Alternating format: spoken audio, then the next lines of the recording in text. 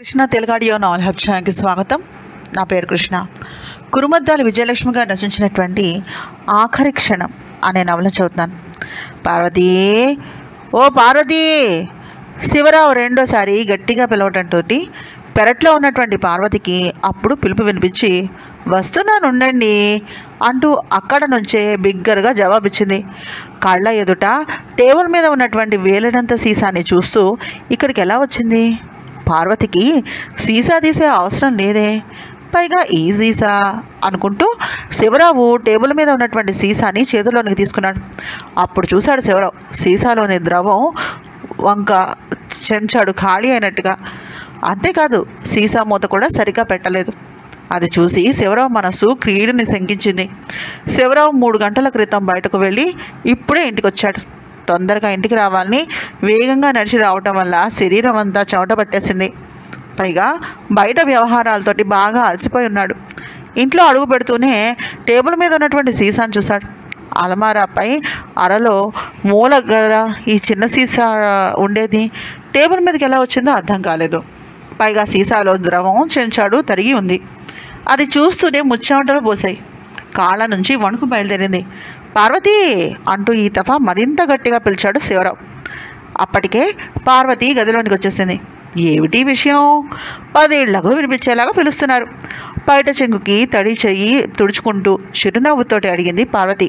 ఈ సీసా ఎవరు తీశారు? శివరావు గాబరా దాచుకుంటూ అడిగాడు. ఈ ఇంట్లో ఎంతమంది ఉన్నాం? ఎదురు ప్రశ్న వేసింది పార్వతి. మనిద్దరమే ఉన్నాం. అంటే అంటే నీవు తీసినట్టే? అవును, నేనే తీశాను. తీసి ఏం చేశావు? నీళ్ళల్లో కలుపుకుని దాగాను. లేకపోతే ఏమిటండి ఈ ప్రశ్నలు? అసలు ఆ కంగారు ఏమిటంట? నవ్వులాటికి ఇది సమయం కాదు పార్వతి. నేను నవ్వందే, మాటలు తర్వాత. ఇది విషం పార్వతి. చెంచాడక్క లేదు, 2 చుక్కలు చాలు ప్రాణం తీయడానికి. 2 చుక్కలు చాలా? అంత ఘాటైనదా ఈ విషయం? అవును, 2 చుక్కలు చాలని తెలియక అనవసరంగా చెంచాడు వాడేశాను. విషం కూడా పొదుపుగా వాడాలని నాకు తెలియదు సుబండి. తన సోగ కళ్ళను అందంగా తిప్పుతోంది పార్వతి. పార్వతి! ఈ తఫా శివరావు కళ్ళెర చేసి చాలా కోపంగా పిలిచాడు. భర్త ముఖం చూసి పార్వతి గతుక్కుమంది. పార్వతి 41 పడిపోయింది. శివరావు 44 ఏళ్ళు.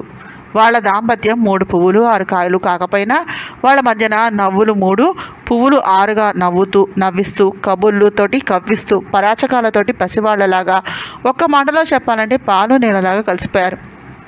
పార్వతి అమాయకురాలు. అలా అని తెలుగు తక్కువదేమీ కాదు, మంచి మనిషి. శివరావు అమాయకుడు మాత్రం కాదు, మంచివాడు, కాస్త తెలివి గలవాడు, నలుగురికి సాయం చేసేటటువంటి వ్యక్తి, ఎవ్వరి జోలికిపోడు. పార్వతి కాపురానికి వచ్చినటువంటి చాలా ఏళ్లకు ఈ జన్మకు పిల్లలు పుట్టరు అని పూర్తి నిరాశ నిస్పృహలు చెందిన వాళ్ళ అనురాగం మాత్రం అణుమాత్రం తగ్గని సమయంలో ఏ చెట్టుకి చేమకి మొక్కకుండానే పార్వతి ఓ బిడ్డకు తల్లయింది. ఆ బిడ్డ తర్వాత మళ్ళీ పిల్లలు పుట్టలేదు. వెర్రి వెధవలు 1000 మంది కన్నా ఏకో నారాయణుడు ఒక్కడున్నా చాలు. పిల్లవాడికి చంద్రశేఖర్ ఆజాద్ అన్న పేరు శివరావు కోరి మరీ పెట్టుకున్నాడు. చంద్రశేఖర్ ఆజాద్ వీరుడు, సూర్యుడు, అందగాడు, అరవీర భయంకరుడు. స్వాతంత్ర సమయంలో తన కొడుక్కి కావాలనే ఆ పేరు పుట్టుకున్నాడు శివరావు. చంద్రశేఖర్ ఆజాద్ అంత పేరు ప్రఖ్యాతలు ఈ చంద్రశేఖర్ ఆజాద్కి ఏదో ఒక విషయంలో వస్తాయో లేవో కానీ మొత్తానికి ఈ చంద్రశేఖర్ ఆజాద్ కూడా చూడచక్కనివాడు, బుద్ధిమంతంగా పెరిగాడు. చదువులో ఎప్పుడూ ఫస్టు. అంతవరకు బాగానే ఉంది. శివరావు వాళ్ళు ఉన్నది మరీ పాత రకం పల్లెటూళ్ళలో. ఇంగ్లీష్ చదవడానికి లేదు. చందానికి ఇప్పుడు 14 ఏళ్ళు.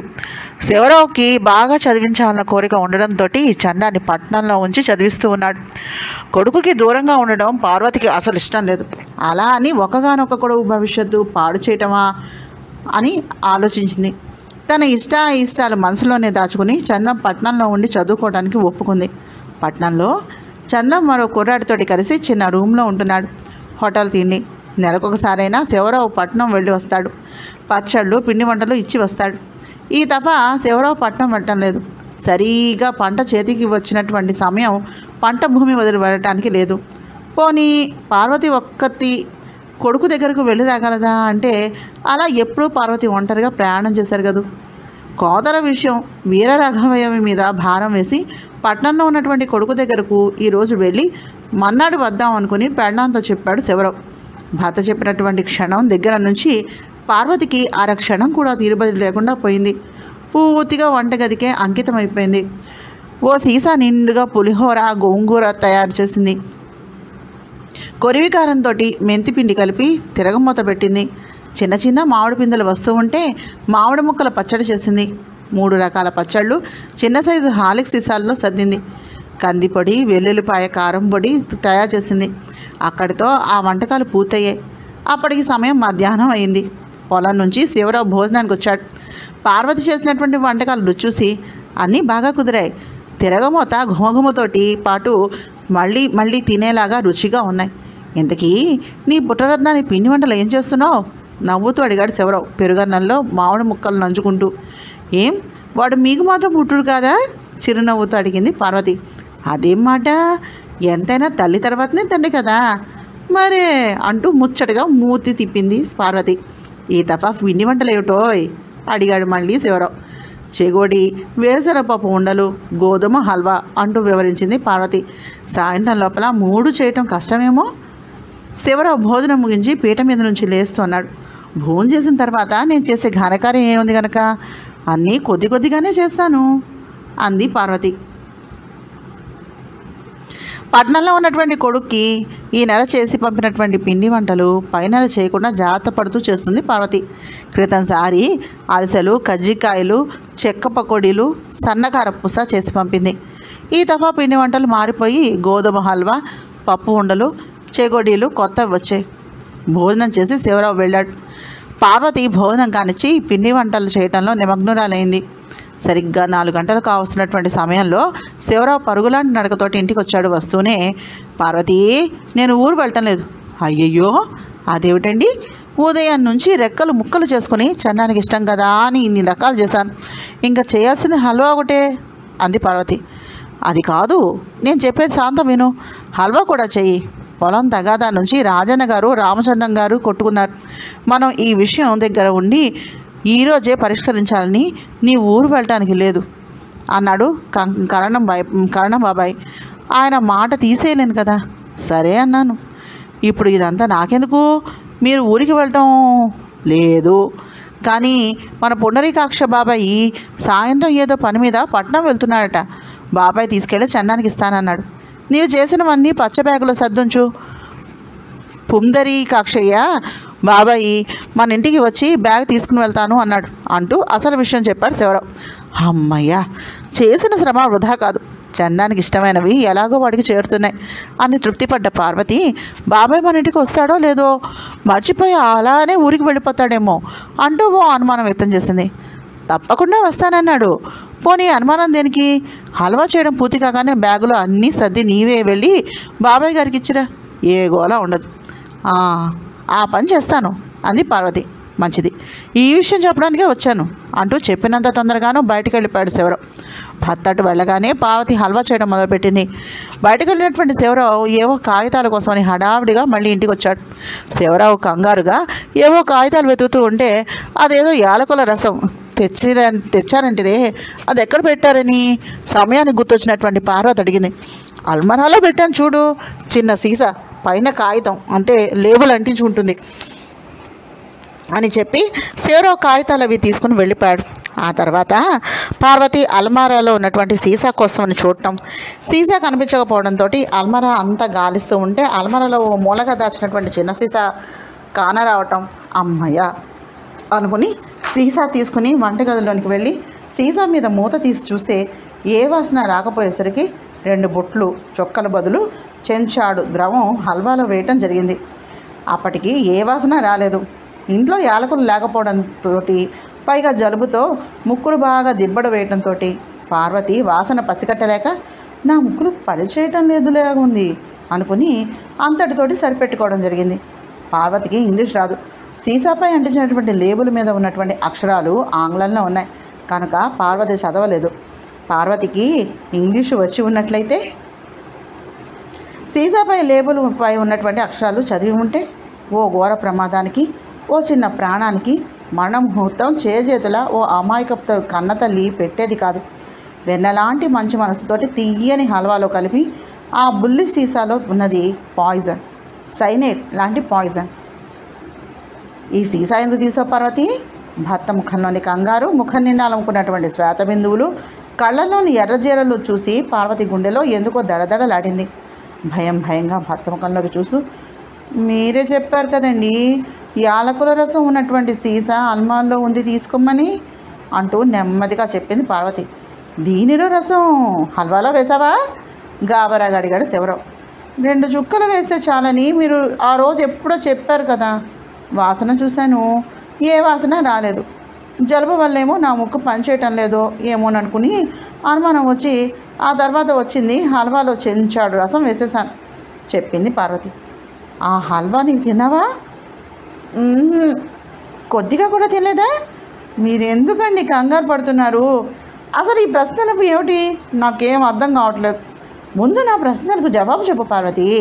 శివరావు స్వరం కరుకుగా వినవచ్చింది. కొద్దిగా కూడా తినలేదు. మీతో కలిసి తిందామని 4 హల్వా ముక్కలు తీసి అవతల పెట్టాను. పొండికాక్ష బాబాయ్ వచ్చాడా? బ్యాగ్లో అన్నీ సర్ది నేనే వెళ్ళి ఇచ్చొచ్చాను. బాబాయ్ మన ఇంటికి రావడం బయలుదేరుతున్నాను, నేను వెళ్ళాను. నీకెందుకమ్మా శ్రమపడి రావటం, నేను రానా అన్నారు ఆయన అంటూ పార్వతి చెప్పుకుపోతుండే. ఆగు పార్వతి అన్నాడు శివరావు. టక్కున నోరు మూసుకుంది. నేను ఇప్పుడే బాబాయ్ వాళ్ళ ఇంటికి వెళ్ళొస్తాను, నీవు కూడా నాతో రా అంటూ శివరావు మూలను విడిచినటువంటి చెప్పుల్లో కాళ్ళు దూచాడు. నేనెందుకండి అన్న మాట పార్వతి నోటి నుంచి రాబోయే లోపలే భర్త 2 అడుగులు ముందుకు వేయడంతో మారు మాట్లాడకుండా ఎలా ఉన్నది అలాగే బయలుదేరింది. జరగరానిదేదో జరిగిందని అంతవరకు పార్వతి గ్రహించగలిగింది. ఆ గాబరాలో పెదవి కదిపి అదేమిటని అడగలేకపోయింది. విషయం ఏమిటో శివరావు చెప్పనూ లేదు.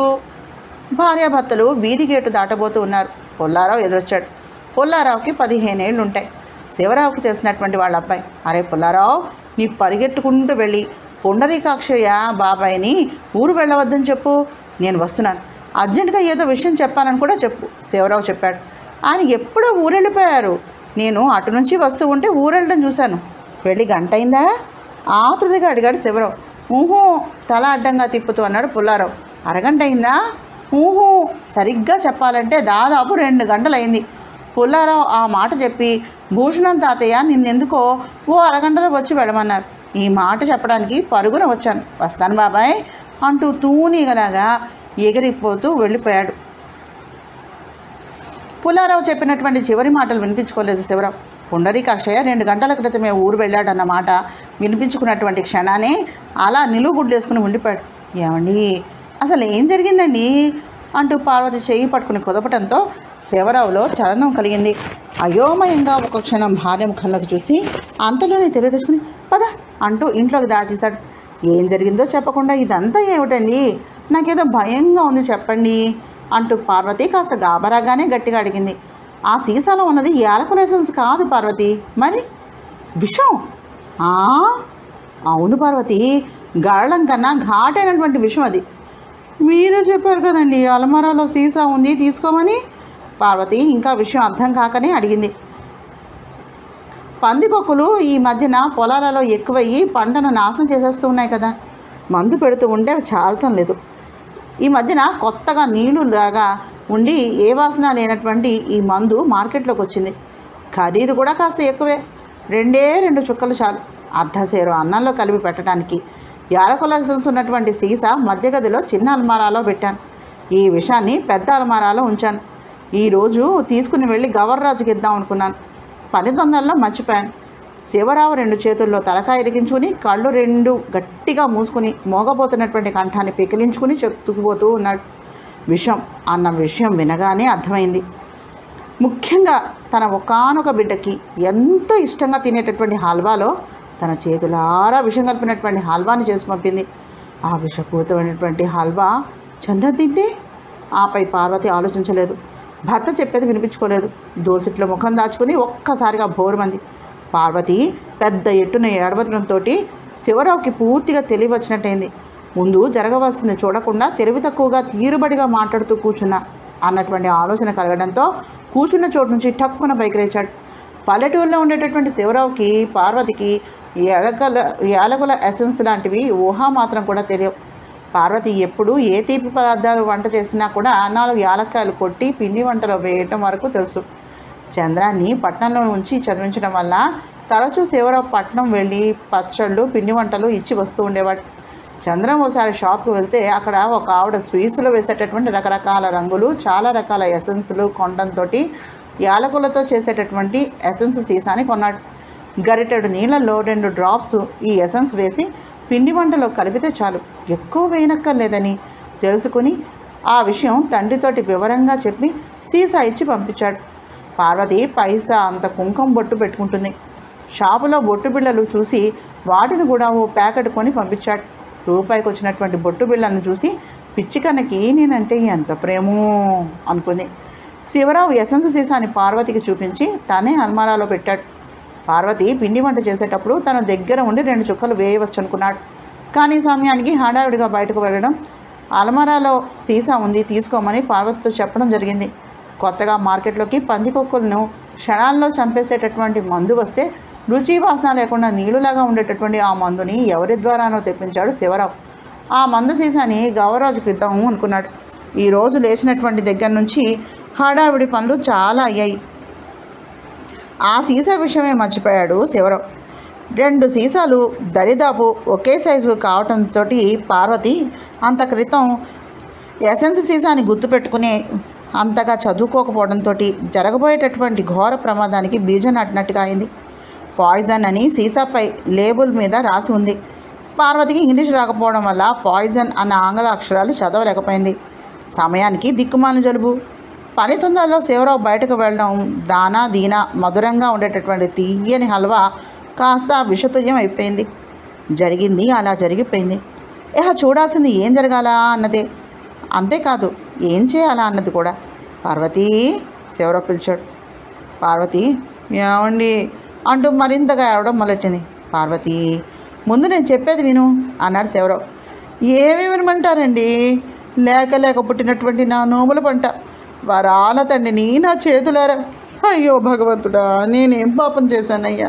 ఈ దరిద్రపు చేతులతోటి కన్న కొడుక్కే విషం పెట్టాను కదయ్యా. అయ్యో. పార్వతి మాట వినిపించుకోకుండా అదే పనిగా ఏడవడం చూసి శివరావు టేబుల్ మీద పాయిజన్ సీసాని చేతిలోకి తీసుకున్నాడు. పార్వతి, నేను విషం తాగుతున్నాను అంటూ గట్టిగా అరిచాడు. పార్వతిలో చలనం కలిగింది. అయ్యో అంటూ భర్త మీద పడి సీసాను లాక్కుపోయింది.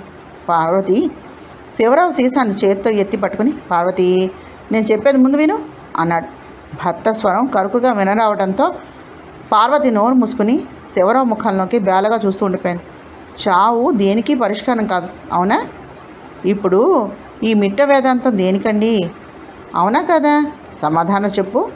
భర్తకి మతిపోలేదు కదా అని అనుకుంటూనే ప్రతి విషయానికి చావు పరిష్కారం అయితే ఈ లోకంలో అందరూ ప్రతి చిన్న విషయానికి చావటానికే చూస్తారు. ప్రయత్నంతో పరిష్కారాన్ని చూసుకోవాలి. కానీ చచ్చి మాత్రం సాధించలేరు. చచ్చి సాధించామనుకోవటం పిచ్చితనం అంది పార్వతి.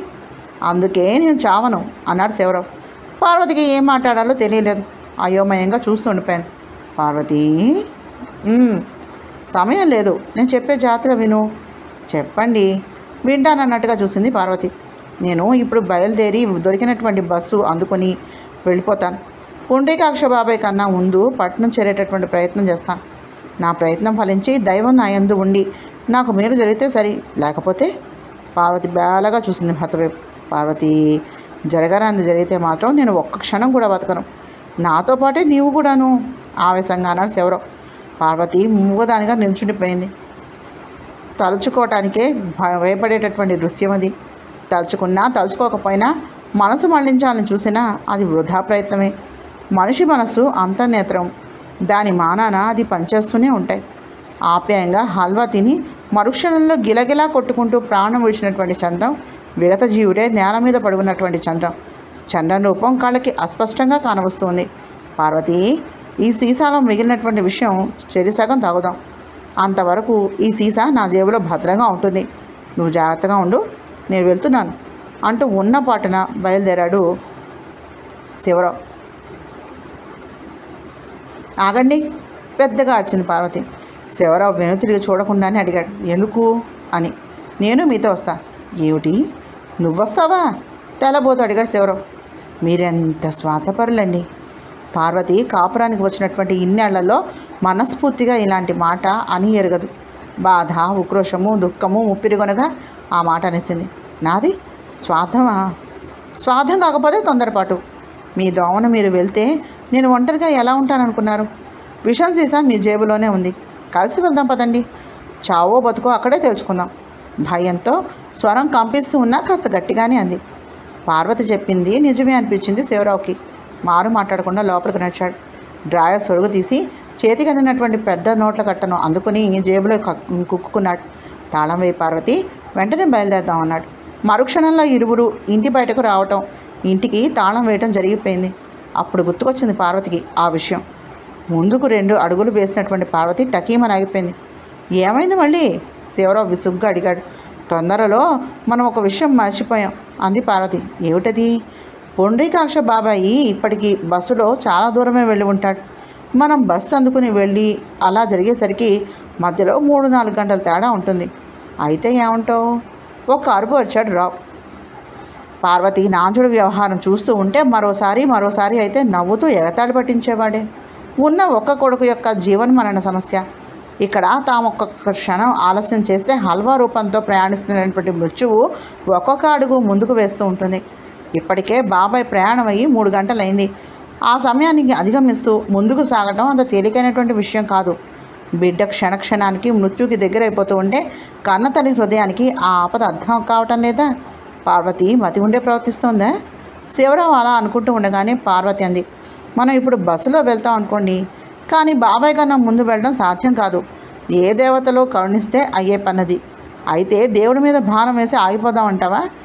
ఆగిపోవటం కాదండి, ఇంకా ముందు వెళ్ళేటటువంటి ప్రయత్నం చేద్దాం. ప్రెసిడెంట్ సూరిబాబు గారికి చిన్న కారు ఉంది కదూ, విషయం ఇదని చెప్పి కారు ఇమ్మని అడగండి. ఆ కారు కనుక అయినట్లయితే మనం ఎక్కడా ఆగకుండా వెళ్ళవచ్చు. బాబాయ్ కన్నా ముందే పట్నం చేరిపోతాం మనం వివరించింది పార్వతి. భార్య చెప్పింది వినగానే శివరావు కళ్ళు మెరిశాయి.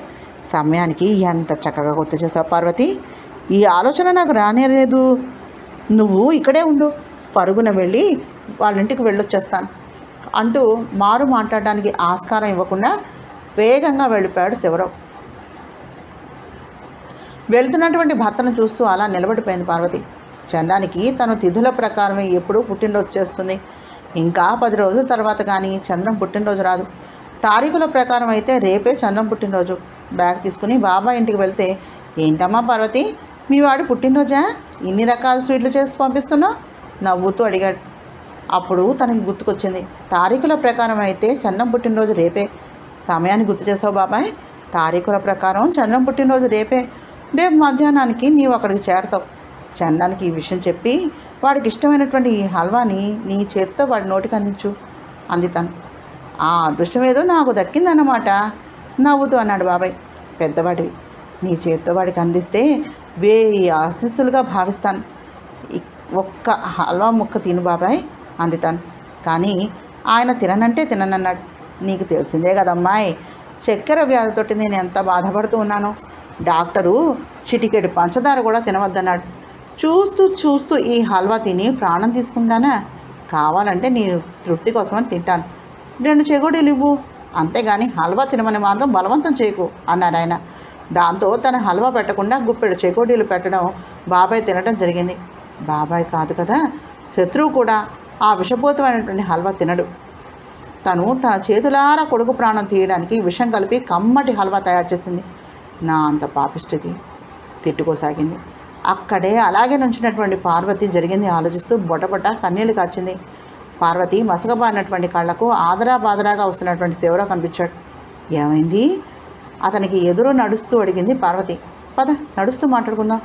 పార్వతి మాట్లాడకుండా భర్త వెనుకనే నచ్చింది. ఇరువురు శరవేగంగా ముందుకు సాగారు. దారిలో పార్వతి అడిగింది, చిన్న కారు లేదా అని. కారు ఎక్కడికి పోతుంది? కారైతే ఉంది, కానీ సమయానికి మనకు అందుబాటులో లేకుండా పోయింది. సూరిబాబు 2వ కొడుకు కారు తీసుకుని అరగంట క్రితమే వారి అత్తగారి ఊరు వెళ్ళాట.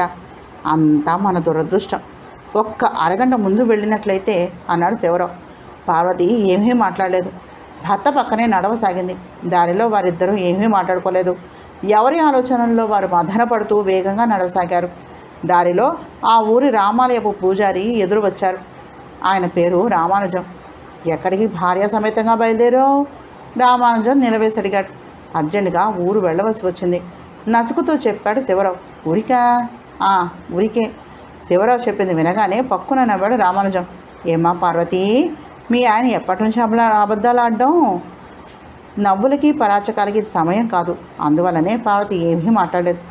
శివరావుకి అసలే చిరాకుగాను గాభరాగాను ఉంది. అనుకున్నటువంటి టైం కంటే ముందే తను పట్నం చేరాలి. ఉజ్జునాదం చెవుల్లో హోరెత్తిపోతూ ఉంది. పుండరీకాక్ష హల్వా, గోధుమ హల్వా, చూడముచ్చటైనటువంటి మోముతోటి చంద్రము, ఈ మూడే కనబడుతూ ఉన్నాయి శివరావు కళ్ళకి. మనసు పనిచేయటం అనేది ఎప్పుడో మానేసింది. నిజం గ్రహించి బయలుదేరేటటువంటి సమయానికి పార్వతికి ప్రెసిడెంట్ గారి చిన్న కారు గుర్తుకు రావటం, తను అక్కడికి వెళ్ళి రావటం వల్ల మరింత ఆలస్యము, దాంతో మరింత భయము, ఆందోళన ఎక్కువయ్యే. ఈ విషయం ఎవరికైనా చెప్తే వాళ్ళ సలహాలు, సానుభూతి మాటలు దీంతో మరింత ఆలస్యమయ్యేటటువంటి ప్రమాదం ఉంది. కాబట్టి ఎవరికీ చెప్పకుండానే బయలుదేరాడు. కానీ మధ్యలో రామానుజం అడ్డం తగలాడు. ఈయన ఓ పట్టాను వదిలేటటువంటి మనిషి కాడు. ఈయనతో నిజం చెప్పినా కష్టమే, అబద్ధం చెప్పినా కష్టమే. మరోసారి మాట్లాడతాను, అర్జెంటుగా వెళ్ళాలి అన్నాడు శివరావు. అయితే ఊరికే అంటావు? రామానుజం ఇరువురిని యగాదిగా చూస్తున్నాడు. ఊరికే అని చెప్పాను కదా, అబద్ధం అనుకుంటున్నారా ఏమిటి? అబద్ధమే నిక్కచ్చిగా అన్నాడు రామానుజం. అబద్ధం చెప్పే అవసరం నాకు లేదు. ఊరి నుంచి వచ్చాక అన్ని విషయాలు చెప్తాను. శివరావు శాంతం మాట పూర్తి చేయకుండానే రామానుజం అందుకున్నాడు. నిజం చెప్పడం ఇష్టం లేకపోతే చెప్పను అని ఒక్క మాట చెప్పొచ్చు కదా. చేతిలో పెట్టే లేకుండా, ఆఖరికి చిన్న సంచి అయినా లేకుండా, పార్వతమ్మ కాళ్ళకు చెప్పులు కూడా లేకుండా ప్రయాణమే ఊరు వెళ్తూ ఉంటే ఎవరయ్యా నమ్మేది అంటూ మాట పూర్తి చేశాడు. నేను నిజమే చెప్పాను. మీ ప్రశ్నలకు సమాధానం తర్వాత వివరంగా చెప్తాను. ఇప్పుడు మాత్రం సమయం లేదు. రా పార్వతి అంటూ వేగంగా నడిచాడు శివరావు. పార్వతి కూడా శివరావు వెంట వేగంగా నడిచింది. ఎవరో తరుముతూ ఉంటే పరిగెత్తుతున్నటువంటి తీరుగా పార్వతి శివరావు వెళ్ళటం చూసి రామానుజం తెల్లబోయి అలా నుంచుండిపోయాడు. అసలు విషయం అర్థం కాకపోయినా ఈ వాత ఊళ్ళో వాళ్ళ చెవిన వేయటానికి రామానుజం అక్కడి నుంచి ముందుకు సాగాడు. పల్లెటూళ్ళల్లో నిప్పులు లేకుండానే పొగ రాజుకుంటుంది. ఇప్పుడు ఈ ఊళ్ళో జరగబోయేది అదే. శివరావు పార్వతి జరిగిందేమిటో ఎవరితోనూ చెప్పదలుచుకోలేదు. చెప్పేంత విషయం కూడా లేదు. వాళ్లకు ఉన్నది ఒక్కగానొక్క కొడుకు చంద్రం. ఏ దేవతో అడ్డుపడి చంద్రాన్ని రక్షించిందా సరే, లేక జరగదాన్నే జరిగితే వాళ్ళు మరుక్షణంలో చనిపోవటానికి నిర్ణయించుకునే బయలుదేరారు. మనుషులు మంచి వాళ్ళైనంత మాత్రాన సమయానికి దేవతలు ఆదుకుంటారనేది లేదు. మృత్యువు పరిహసిస్తూ ఉంటే దేవుడు కూడా ఏమీ చేయలేడు, మౌనంగా చూస్తూ ఉండడం తప్ప. ఆ చిన్న పల్లెటూరికి బస్టాండ్ అంటూ వేరే ఏమీ లేదు. ఊరికి ఒక పక్కగా విశాలమైన రోడ్డు, పక్క ఊళ్ళకు వెళ్ళటానికి వీలుగా ఉంది. రోడ్డు పక్కన నుంచొని వచ్చేపోయేటటువంటి బస్సులను ఆపి ఎక్కడమే. వాన వస్తే ప్రయాణికులు తడిసిపోవాల్సిందే, కానీ ఆఖరికి చిన్న షెడ్డు కూడా లేదు అక్కడ. ఆ రోడ్డుకి ఇరుపక్కల దారి పొడుగుతా చింత చెట్లు, మర్రి చెట్లు, మద్ది చెట్లు పెద్ద పెద్దవి ఉన్నాయి. ప్రయాణికులు ఆ చెట్ల కింద నుంచుని బస్సు రాక కోసమని నిరీక్షిస్తూ ఉంటారు. ఇప్పుడు పార్వతీ శివరావు రాబోయేటటువంటి బస్సు కోసం నిరీక్షిస్తూ చెట్టు కింద నుంచునున్నారు. వచ్చేపోయే బస్సులకు ఒక టైం అంటూ లేదు. 10 నిమిషాలు, పావు గంట అటు ఇటుగా వస్తూ ఉంటాయి. ఒక్కోసారి గంట ఆలస్యంగా కూడా రావచ్చు. సరిగా 5 నిమిషాలు చూశారు, ఏ బస్సు రాలేదు. పార్వతికి కంగారుగా ఉంది, శివరావుకి కూడా కంగారుగానే ఉంది. ఎవరికి వారే కంగారు దిగమింగి మౌనంగా రాబోయేటటువంటి బస్సు కోసం నిరీక్షిస్తూ ఉండిపోయారు. వాళ్ళెంత ఆదుర్దా పడుతూ ఉన్నారో అంత ఆలస్యంగా బస్సు వచ్చేటట్టుగా ఉంది. ఇంతకు మునిపే బస్సు వెళ్ళిపోయిందేమో ఆటుతో పట్టలేక పార్వతంది. ఏమో ముక్తసరిగా అన్నాడు శివరావు. మళ్ళీ మాట్లాడించే ధైర్యం పార్వతికి లేకపోయింది. పగలంతా పనిచేసి పార్వతి బాగా అలసిపోయింది. శివరావు కూడా బయట తిరిగి తిరిగి ఉన్నాడేమో, బాగా అలసిపోయినాడు. అలసటకి తోడు ఆందోళన. ఇద్దరి మొహాలు అలసటతోటి ఆందోళనతోటి కలిసిపోయి ఉన్నాయి. కానీ వాళ్ళు చెట్లు కింద కూర్చునేటటువంటి ప్రయత్నం కూడా చేయలేదు, నుంచునే ఉన్నారు. దూరంగా బస్ హార్న్ వినిపించింది. బస్సు వచ్చేస్తుంది ఆనందంగా అంది పార్వతి. అవును, తను ఆనందాన్ని వ్యక్తం చేస్తూ అన్నాడు శివరావు. అయితే వీళ్ళ ఆనందం పట్టుమని 10 నిమిషాలు కూడా నిలవలేదు. అది బస్ హార్న్ కాదు, ఏదో లారీ తాలూకా హారన్. లారీ వాడిని బతిమలాడి ఆ లారీ ఎక్కి వెళ్దామన్నా అది పట్నం వైపు వెళ్ళేటటువంటి లారీ కాదు, ఎదురు నుంచి వచ్చేటటువంటి లారీ. అయినా మానవ ప్రయత్నంగా లారీని ఆపే ఉద్దేశంతో లారీని ఆపమన్నట్టుగా చేయి ఊపుతూ కాస్త ముందుకు వెళ్ళి నుంచున్నాడు. తమ వాహనాన్ని ఆపమంటున్నారని లారీలో ఉన్న వాళ్ళకి అర్థమైంది. కానీ వాళ్ళు లారీని ఆపేవాళ్ళలాగా లేరు. మరింత స్పీడ్గా దూసుకుని ముందుకు వెళ్ళిపోయారు. నిరాశగా వెనక్కి వచ్చేశాడు శివరావు. కురుమద్దాల విజయలక్ష్మి గారు రచించినటువంటి ఆఖరి క్షణం అనే నవల మొదటి భాగాన్ని చదివాను. నా ప్రయత్నం మీకు నచ్చినట్లయితే తప్పకుండా మా ఛానల్ సబ్స్క్రైబ్ చేసి షేర్ చేసి లైక్ చేసి కామెంట్ చేయండి. నమస్తే.